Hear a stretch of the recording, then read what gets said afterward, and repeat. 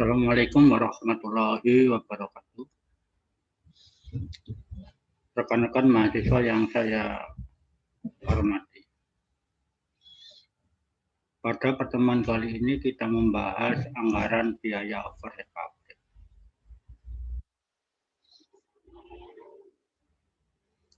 Seperti yang kita ketahui, biaya-biaya yang membentuk harga pokok produksi itu terdiri dari biaya bahan baku, biaya tenaga kerja langsung, dan biaya overhead pabrik. Sehingga bisa dikatakan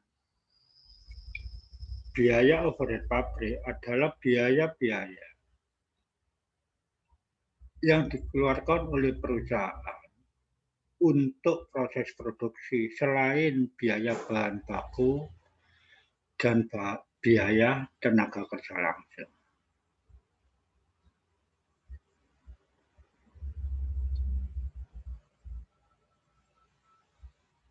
Oleh sebab itu, biaya overhead pabrik menurut jenisnya bisa diklasifikasikan menurut sifatnya. Biaya overhead pabrik jika menurut sifatnya itu terdiri dari biaya bahan penolong,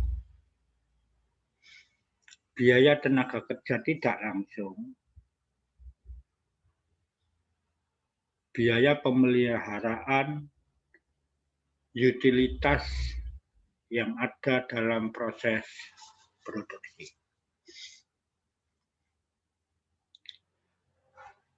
Jenis yang kedua itu adalah biaya BOP menurut perilaku biayanya. Dibedakan menjadi dua, yaitu biaya overhead pabrik tetap dan biaya overhead pabrik variabel. Dikatakan biaya overhead pabrik tetap jika biaya itu tidak berubah walaupun volume produksinya berubah.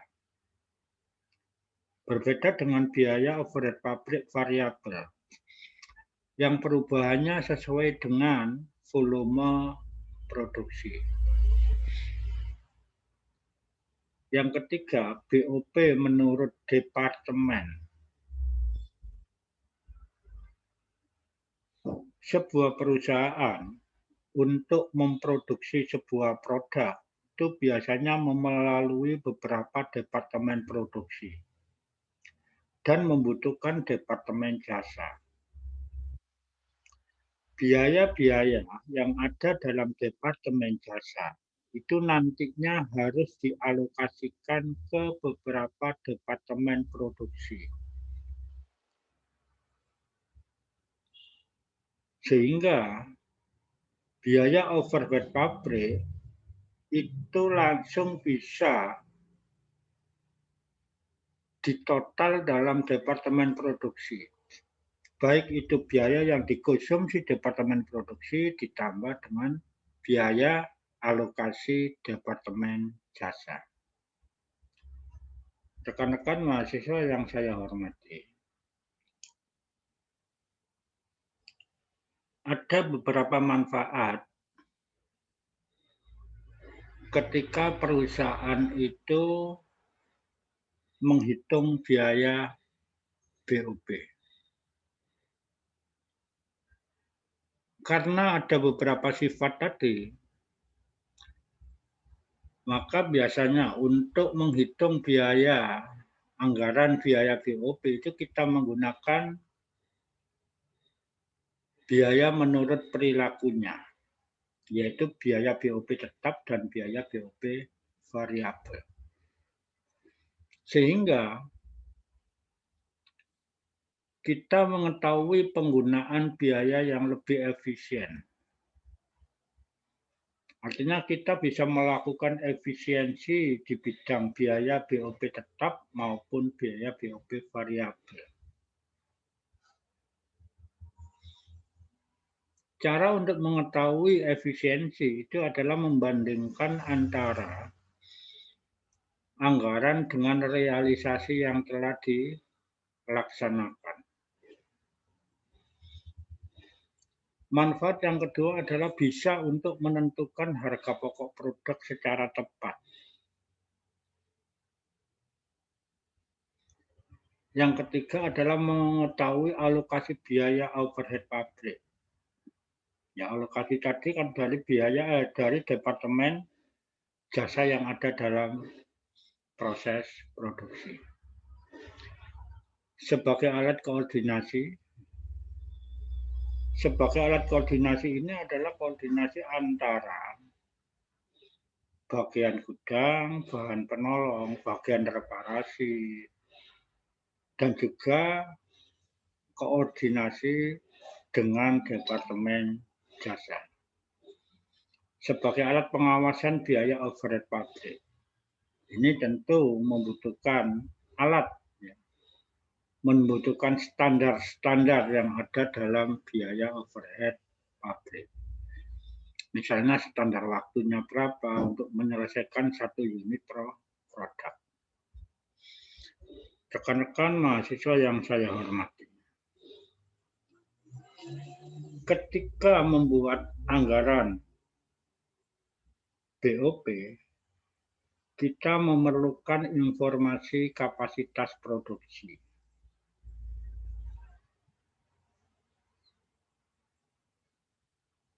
Kapasitas produksi itu adalah tergantung dari jenis mesin yang dimiliki. Tergantung dari jumlah tenaga kerja yang ada.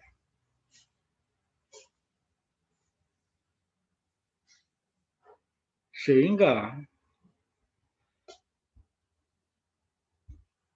ketika kapasitas mesin kita ketahui, jumlah tenaga kerja yang kita butuhkan itu memenuhi, maka kapasitas produksi itu bisa kita hitung rasionya, baik itu rasio efisiensi maupun rasio utilitasnya.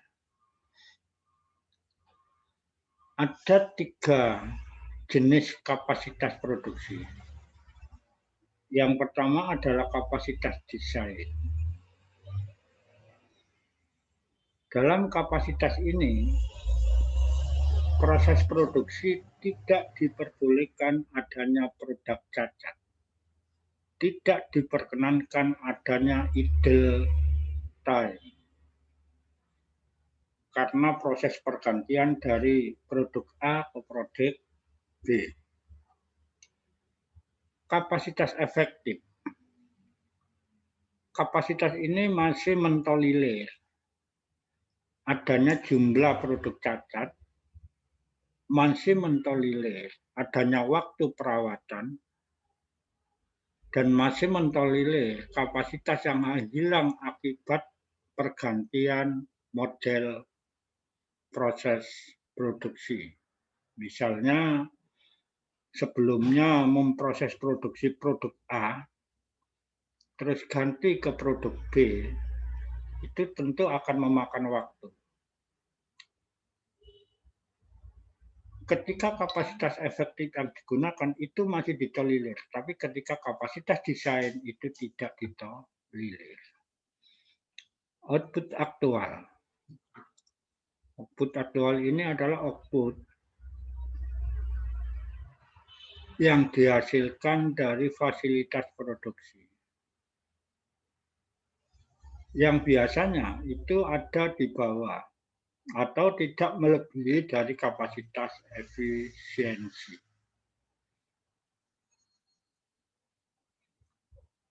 Rekan-rekan mahasiswa yang saya hormati.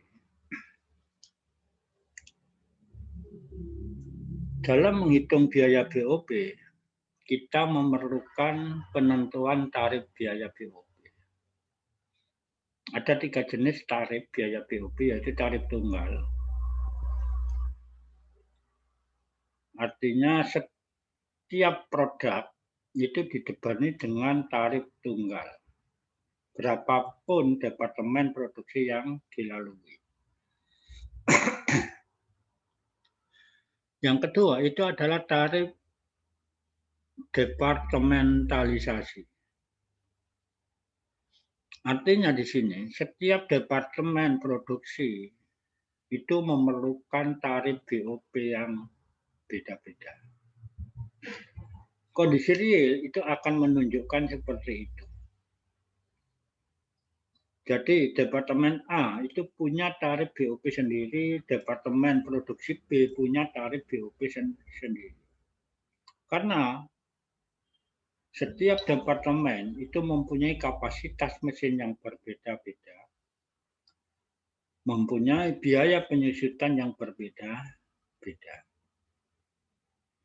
Tarif yang ketiga adalah activity rates atau tarif setiap aktivitas. Penggunaan tarif ini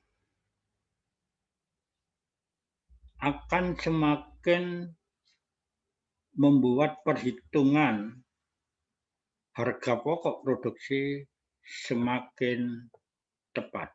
Karena setiap aktivitas dibebani dengan biaya BOP masing-masing. Rekan-rekan mahasiswa yang saya hormati. Rumus untuk menentukan tarif biaya BOP itu adalah biaya overhead yang dianggarkan dibagi dengan taksiran dasar pembebanan. Taksiran dasar pembebanan itu bisa menggunakan satuan produk, biaya bahan baku, biaya tenaga kerja, jam tenaga kerja langsung, atau jam mesin. Di antara ini, manakah yang paling dominan biayanya dalam proses produksi? Itulah nanti yang akan digunakan sebagai taksiran dasar pembebanan BOP. Rekan-rekan mahasiswa yang saya hormati. Tarif biaya BOP itu bisa menggunakan hasil produksi ya, seperti yang kita katakan tadi, bisa menggunakan taksiran jam mesin, taksiran jam tenaga kerja langsung, taksiran biaya tenaga kerja langsung, maupun taksiran biaya bahan baku.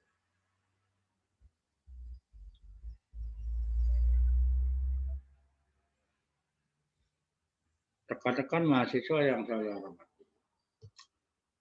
Ini adalah ilustrasi anggaran biaya BOP tahun 2020 dari perusahaan atau PT ABC. Dari data yang ada, kapasitas produksi itu sebanyak 1060 botol untuk 1 tahun. Sedangkan untuk menyelesaikan 1 unit produk atau untuk menyelesaikan 1 botol sirup A diperlukan waktu 2 jam. Sehingga secara total kapasitas jam mesin itu adalah 2 dikali dengan 1060. Jadi dibutuhkan 2120 jam dalam 1 tahun untuk memproduksi sirup A sebanyak 1060 botol. Unsur-unsur biaya overhead pabrik untuk memproduksi sirup A itu terdiri dari biaya bahan penolong. Biaya bahan penolong di sini langsung merupakan biaya overhead pabrik variabel. Sehingga BOP tetap itu tidak diperhitungkan, langsung masuk ke biaya BOP variabel per botol. BOP variabel per botol untuk bahan penolong itu adalah 2,36 rupiah. Sedangkan BOP variabel per jam itu adalah 1,18 rupiah. 2,36 itu dari hasil 2.500 dibagi kapasitas produksi per botol, yaitu 1.060. Sedangkan BOP per jam 2.500 dibagi dengan 2.120. Begitu seterusnya. Sehingga ketika semua unsur biaya variabel ini dihitung, menghasilkan jumlah biaya BOP tetap itu 3.850 dalam 1 tahun, dan BOP variabel itu sebesar 6.650 dalam 1 tahun. Dengan begitu, total biaya BOP-nya adalah 10.500.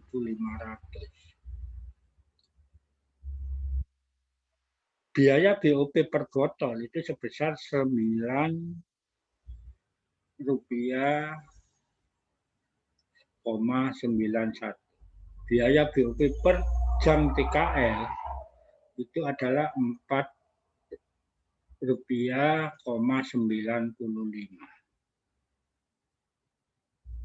Rekan-rekan mahasiswa yang saya hormati,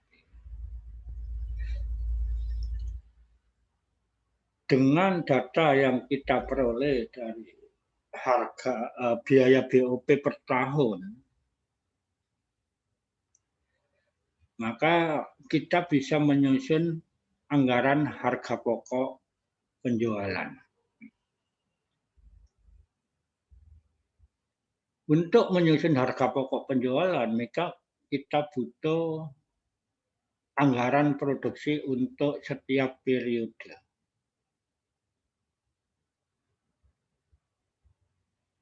Untuk memproduksi produk sirup A itu kita membutuhkan biaya untuk penggunaan bahan baku gula secara total ada 21.440. Karena gula ini merupakan biaya variabel, maka jumlah rupiah yang dikeluarkan itu adalah sesuai dengan jumlah produksi atau linear dengan jumlah hasil anggaran produksi. Misalnya kalau 100 itu membutuhkan biaya 1.220, maka ketika 62 unit yang diproduksi itu membutuhkan biaya bahan baku berupa gula itu 860. Begitu juga untuk biaya penggunaan sintetis atau rasa dari sirup itu. Karena biaya ini juga merupakan biaya variabel, maka pergerakannya adalah sesuai dengan jumlah volume produksi yang dianggarkan. Biaya tenaga kerja merupakan juga biaya variabel, sehingga biaya yang dikeluarkan juga sesuai dengan jumlah anggaran produksi yang telah dihitung. BOP tetap. BOP tetap ini adalah biaya overhead pabrik yang dikeluarkan, yang tidak, yaitu tetap untuk sepanjang tahun. Karena biaya BOP tadi dari anggaran BOP tetap sebesar 3.852, maka 3.802 ini dibagi 12 menghasilkan 321. Itu kita bagi tetap rata untuk setiap bulan.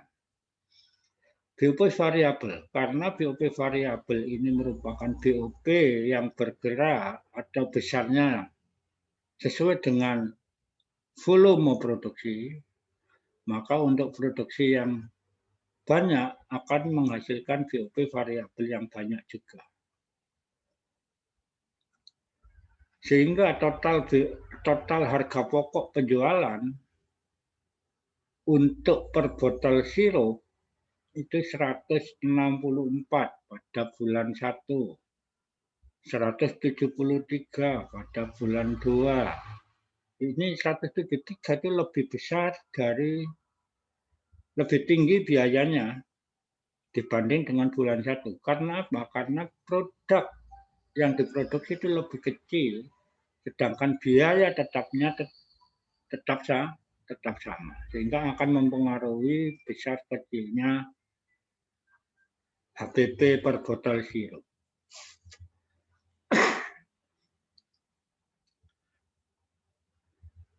Jika kita bandingkan bulan 3 dengan bulan 1, maka ada penurunan produksi sebanyak 18 unit atau botol sirup.